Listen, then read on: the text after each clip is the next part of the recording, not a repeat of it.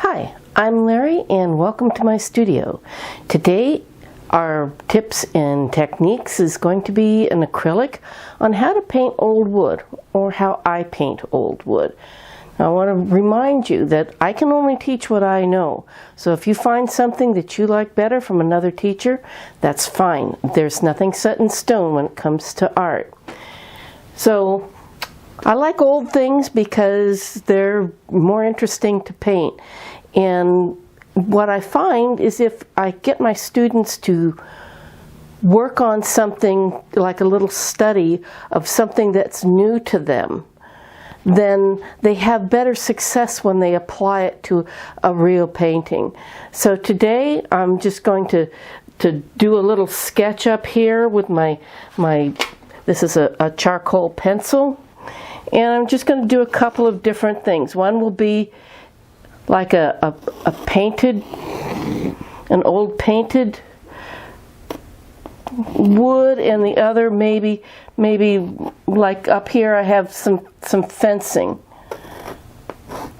And I'm just going to sketch them in. They don't need to be perfect.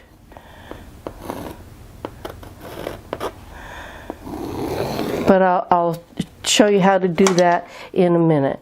So give me a minute. I want to reset my camera and I'll be right back. Thank you for watching. Okay, when I looked on my camera, I realized that I needed to enhance those so that you could actually see what I'm doing. Remember, in acrylics, we always underpaint first. We work from like a medium dark to our darkest darks and our lightest lights. And in this case, I'm going to start, this is my number 10 flat bristle brush. And I'll probably use this for the whole thing. You can use other brushes, but I like the bristle brush because it will split and give you some really nice dry brush effects, which is what we're going to be doing. So on this one I'm going to paint a more like an old gray wood that has been painted a few times, and this one will be more of an old stained piece of fencing or something like I have in another video. I'm picking up some burnt sienna and a little bit of umber and a little bit of blue for this one. Pick up a little bit of more blue, little touch of gesso. I use gesso instead of white.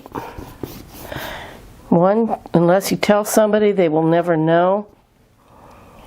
And two, it's a little bit warmer and a lot more opaque. Titanium white tends to be a bit on the opaque side. Pick up a little bit of water. You want the paint to be like soft butter. A little more burnt sienna, a little bit of burnt umber, a little blue, a little white. Now, I don't care if it matches, and that's actually a good thing, because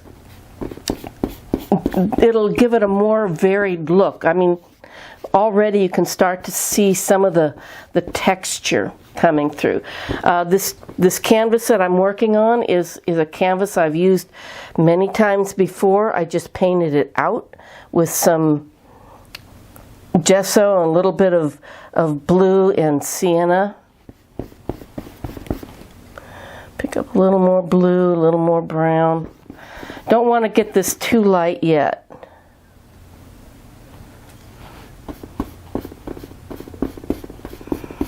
And I'm pulling in one direction. That starts the look of grain,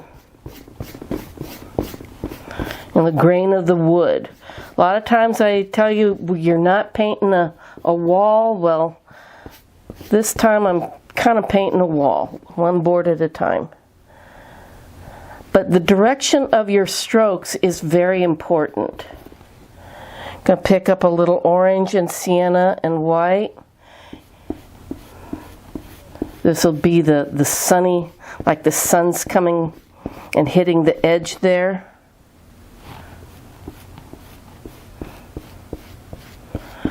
Underpainting always looks terrible.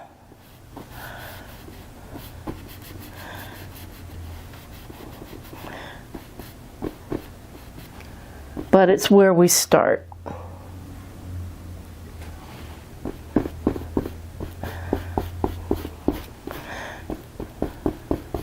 Okay, I've got that one. That one pretty much, this is just the underpainting. I'll be going over this and we'll be doing a lot of dry brush on this. Now this one is more of like a board. I've got another video that I'll be starting after this that uses old wood. This is from my sister's backyard in Tucson, and this is just some old wood, and it ages differently than wood that's been painted. So I'm going to take my brush, just touch with a little bit of water. Very similar thing, but it's going to be a little more brown. I'll maybe throw in a touch of red or orange as I go. And each wood's going to probably age a little different too. You know, pine will age different from cedar, or you know, the different types of wood. So I tell you to be very observant. Pick up a little bit of white, maybe a touch of blue.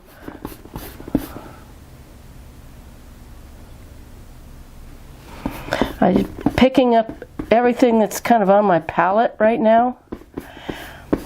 When you put out your paint, put out all of your paint. Don't just go, oh, I'm going to be painting a fence, so all I need is brown.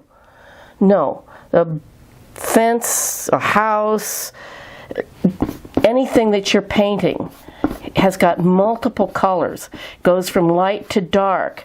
It has, you know, things that are in the shade need to be cooler. So you add a little touch of blue, and maybe even a little touch of alizarin crimson like I just did. On this side, this will be in the shadow.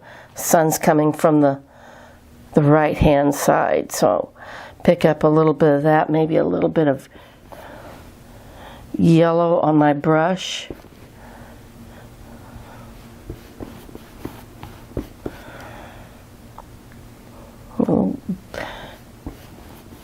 A little alizarin crimson, a little blue.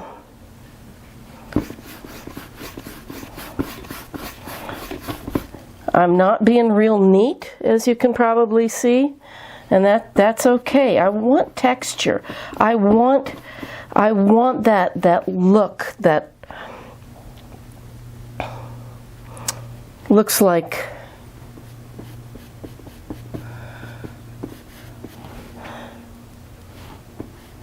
old wood, the grain of it.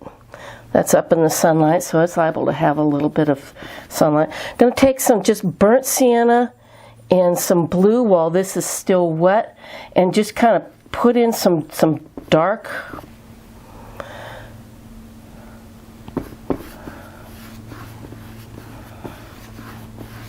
Think of the grain, blue and sienna. Pull down.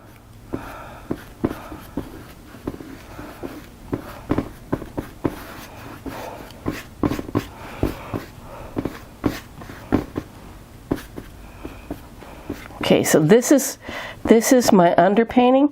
Now, if you have any questions, at the end of this, there's a link or my email address, so feel free to send me any of your questions or comments, and I'll try to get back to you.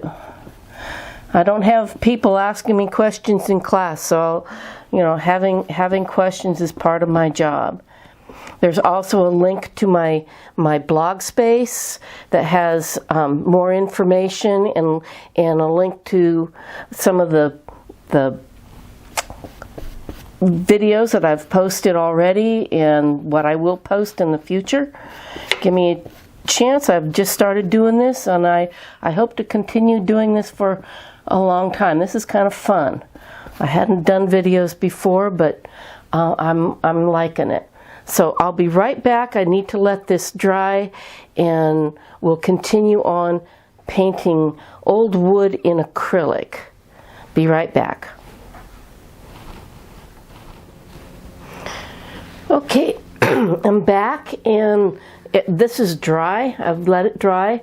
Acrylic paints dry in roughly 20 minutes or so that you can work on them again. And drying time depends on a couple of things. How thick you put the paint on, how much water you've put into it, as well as the temperature and the humidity in the air. So 20 minutes is just kind of a rough time. Come back and kind of touch it. If it feels a little tacky, then it probably needs a little more drying time. So anyway, I'm going to come over here on this is our painted one, the one that will look like old painted wood. And I'm going to mix up a color that's going to be my gesso, which is white, a little bit of blue, and a little bit of burnt sienna. It's kind of similar to the colors that I put up there, and I mixed them on the canvas. I want this to be a little more, okay, I don't know if you can see that. It's a kind of a light tan color. You'll see it better up there. What I've done is that I've really come in and worked the paint into my brush. And then I'm going to take and lightly wipe it off. This is going to be a dry brush technique. And then I'm going to kind of squeeze the bristles so that the bristles kind of spread out. And then lightly learn to use pressure. You know, if I press really hard, it'll close up on me. But if I do it lightly, I'm barely skimming over the surface of the canvas here. Pulling down, because I want to create that look of grain. I'm just loading my brush, working it into my brush, spread it, wipe a little bit of it off. And you can also come in and like if this is an old saw cut wood, if you take it and kind of wiggle your brush a little bit as you pull down, it looks like saw cuts. But I'm not. If I press really hard, you can see that I get more paint out. If I just go lightly, it just skims over the surface. Now I'm not going to worry about that because this is old wood. That could be some paint that's been left on.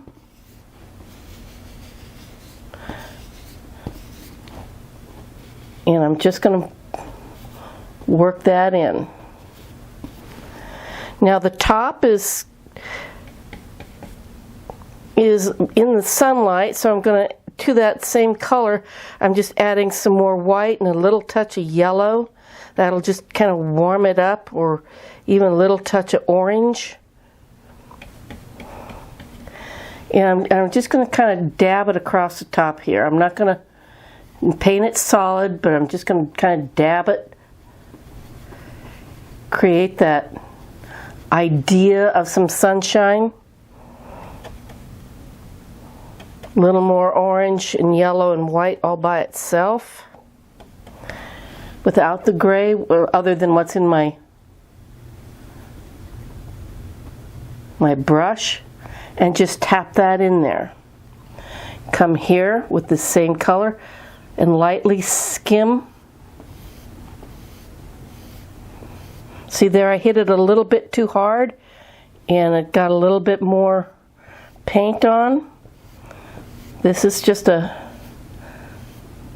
demo or a study or whatever you want to call it, so I'm not too worried about it. Add a little bit more white to that. Now I can, because I'm doing dry brush, I can do a little bit more of this. But the more I go over it, the more it's going to close up on me. So I don't want to do too much more than that. I'll leave that for right now. I just wanted to have a little bit of time, so because I've used so little paint, this is already dry. So now I'm going to come down and take some red. This is my Naphthol red and my burnt sienna. Like I said, this was maybe a painted fence.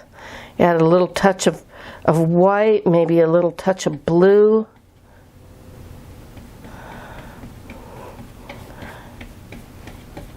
Working that.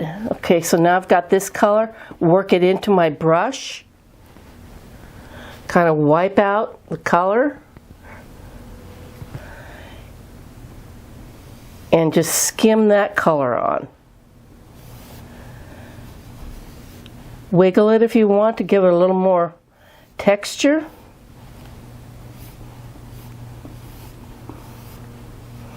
You know, maybe they painted it red at some point.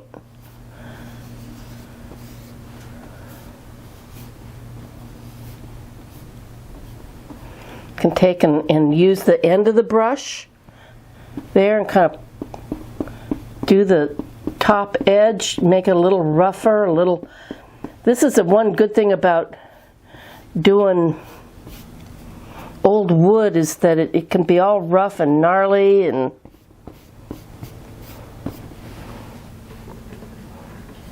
going to do one more layer of a color. Then what I think I will do, and I'll be doing the same exact thing that I'm doing right now, which is just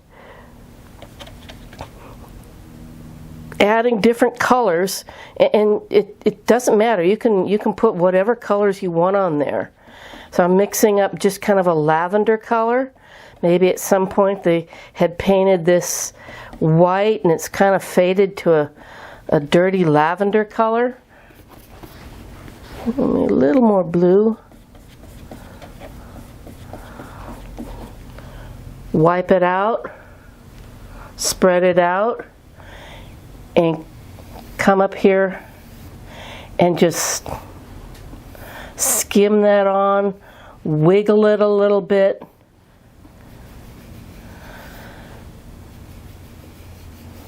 But I'm going to come back in, and while I'm off camera, I'm going to do some more of this. And actually, the more the better on something like this. Just make sure that you're not being too solid with it. Put different colors. Maybe they've, I'll put some green in here, or some tan or something. And then when I get done, I'll show you what I'm gonna do. I'm gonna take that color and just kind of lightly skim over the surface there.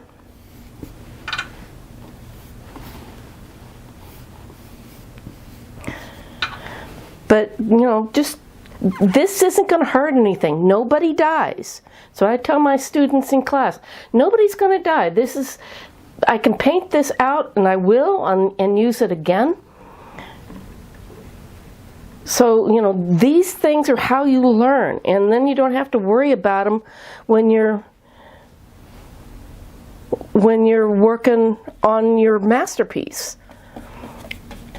I just picked up some green and put it into that lavender color, and put a little touch of the red in there, kind of muddy up that green, because remember, this is old paint. So there's that.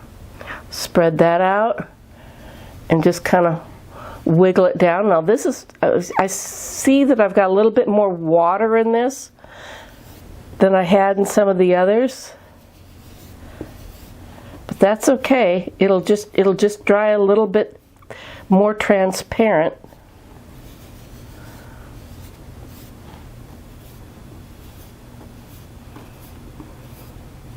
But this is like if you're doing an old barn or, you know, a chicken coop or something that may have gone through several incarnations and had different colors. This is what you do. Just put all the different colors on there. So I'm going to stop right now. I'm going to finish up this one, and then we'll come back and I'll work on the other one that's just like stained wood. And then finally we'll come in and I'll show you how to put some cracks and highlights and things on. So I will take a quick break here and I'll be right back. Okay, I've put on several more layers. I've added some greens and some more reds and blues and things. So I'm going to let that dry and I'm going to move over here. It's going to be a very similar thing. And I do want to emphasize, take pictures. Everybody's got a phone or a camera or something with them.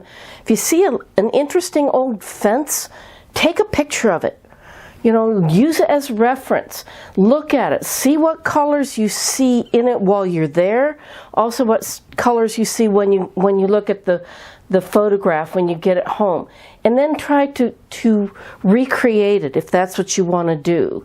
So on here I've got a reference that I will be doing for the video that I'm going to do, if I can get it off here. And this is just weathered. It was a nice brown fence, but in Arizona the weather is really, really harsh on wood and things, and so it ages really pretty. So I've got that right above me, so I can kind of look at it if I need to. But it's a very similar thing. We're just not going to use as many colors. You know, it's going to be mostly oranges and yellows, and we'll have some darker colors like the burnt umber and blue. So right now what I'm mixing up is a little bit of burnt sienna with some orange and some yellow in it. Same thing. I've come up. It's very similar to that color. It's kind of a golden mustardy color, and you can use the side of your brush, or you know what I was doing before, just kind of streaking it down. I'm going to move it over here just a little bit.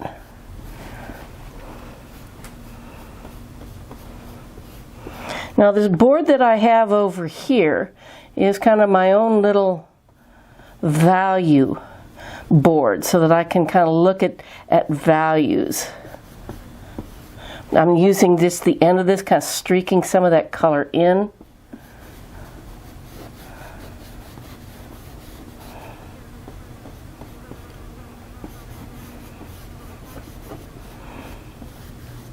This is this isn't really a sunny side, it's sort of the side away from the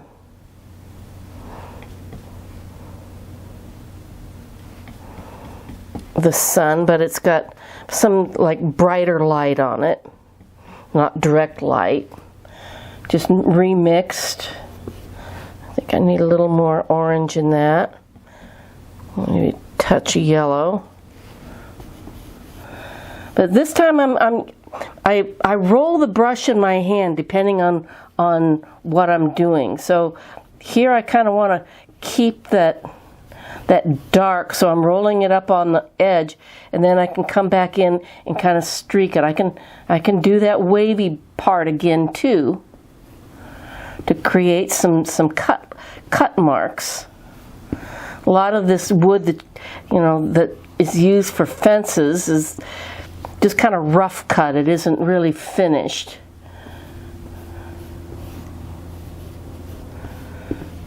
So I'm just going to throw some of that in there. I'm going to take and pick up some, and I'm not cleaning my brush. I'm picking up some ultramarine blue and some burnt umber this time, some dark color. And I'm going to kind of streak this in. This time I'm definitely using that edge because I want to kind of streak it in and make it look like some of those dark parts on this fence. I can come in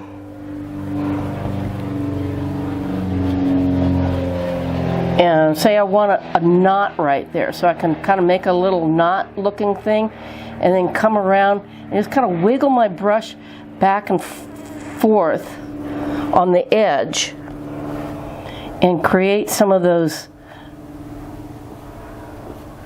grain lines. Because you'll see that in wood that's been stained. It'll have a knots where the limbs have grown out of, and they create all that fun stuff. Don't want to forget the side here, so I'll just kind of streak it in.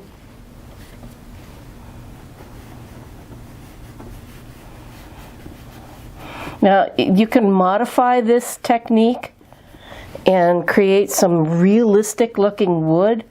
I'm just trying to get a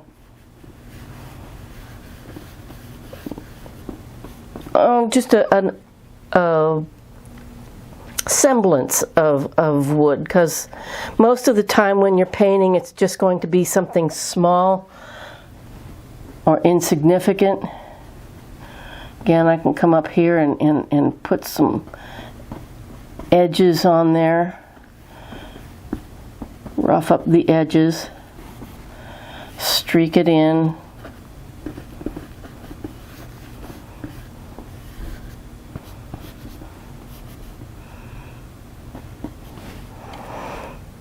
Now it's summertime right now, and so things dry out rather quickly. So be aware of that, and when you walk away from your paints, be sure that you've put your lid on it. Spray them first. I'm going to rinse my brush a little bit now.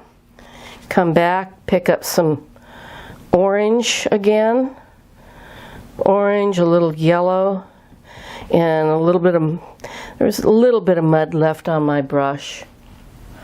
And then just come in and do a little bit more of this. Don't go over everything. That's where a lot of beginners make their mistake, is that they cover up everything that they've done, and you lose. You know, it just because it's called underpainting doesn't mean that we're going to take and lose all of it when we come back and put something over it. The underpainting becomes shadows, it becomes texture. It's very important.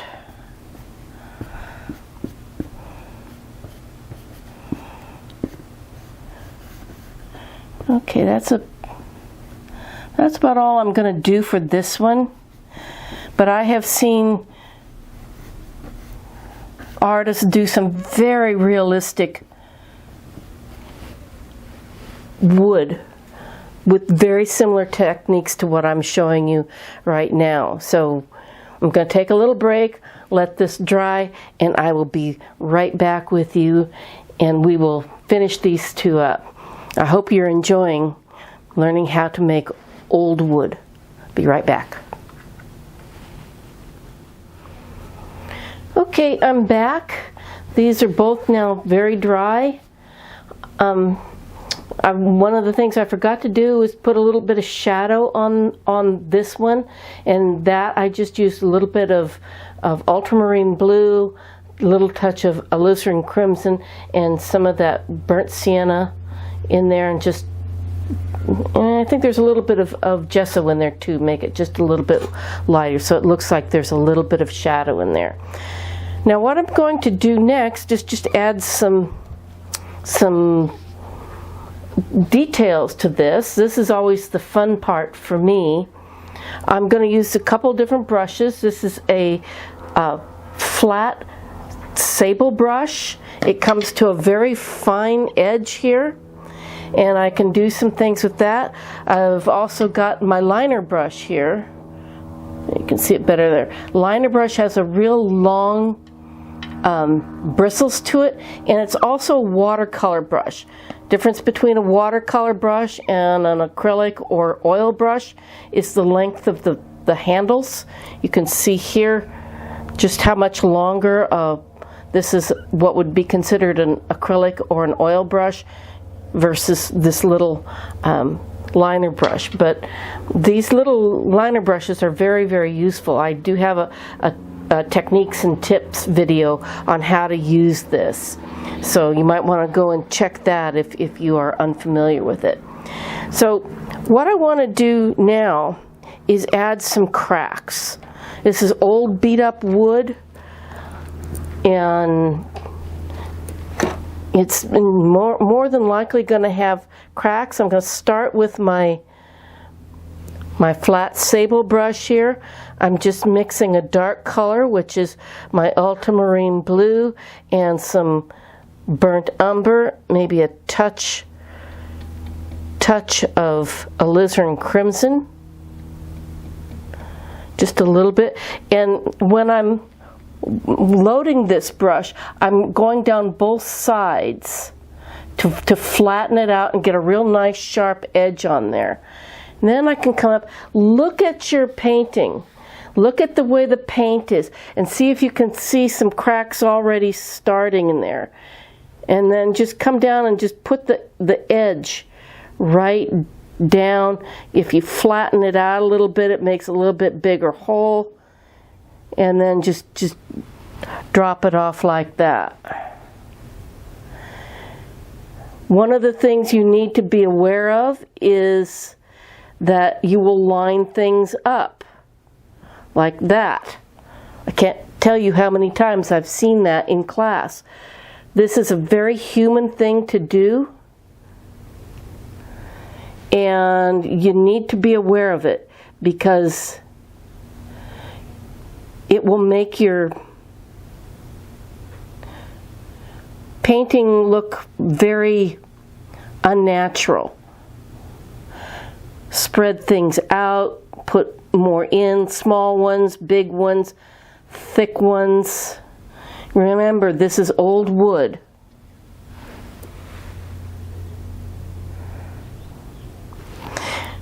And if you don't have a nice flat brush to do that, this is where the liner brush can come in.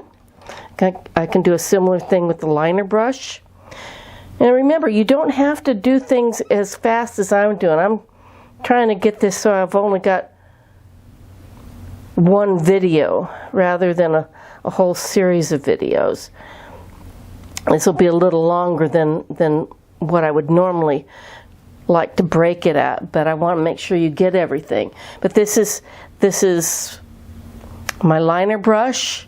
The paint is very ink-like, and I'm just going to come in here and just kind of, if I press harder, I get that. If I come up on the tips, it gets thin.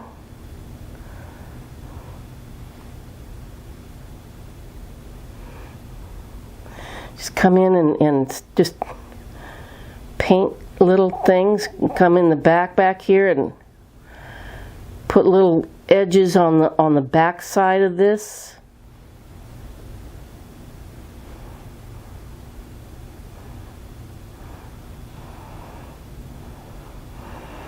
Put some streaks in. Same thing on the other one.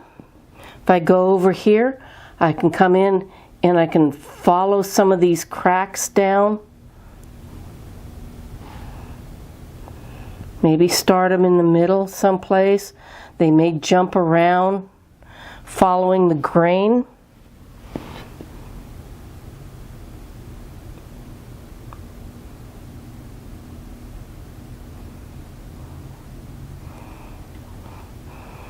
All right, you can rough up that edge a little bit by just suggesting that there's cracks starting at the top, and how wood will, when it ages, it has little cracks.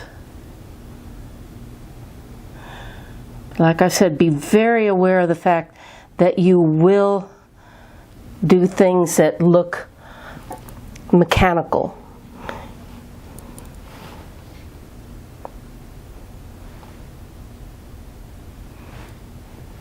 It's just human nature. We want everything to be perfect, lined up, but nature is not like that. And maybe there's some bug holes in here too. Now the other thing that goes along with a crack, there's usually a high side and a low side, so there may be a little bit of a highlight. So I'm going to take my yellow and some white and a touch of orange, make kind of a warm color. I'm just using my liner brush for this. Maybe a little bit of mud just so it's not quite so bright. And then just like the sun's coming in from this side, so we may, oops, now see that's a little bit too much. That's okay. Nothing's bad. I can just come up here, and if I don't like it, I can just wipe it off. You know, I make mistakes in class, and I show people how to fix them. That's part of my job.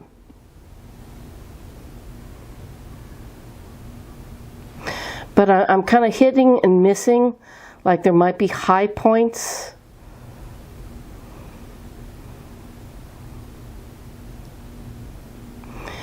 Look at wood, like I told you, to have reference that you can go to and use that and look at it, really study it, see what is going on with something. Same thing over here.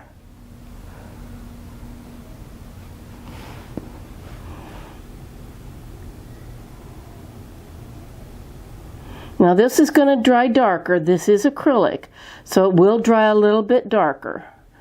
It's just the nature of the beast. You can also just kind of throw some of that highlight in. Maybe it's just picking up the edge of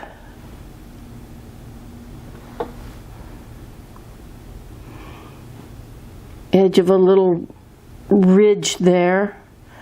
As it wood ages, it has high spots and low spots.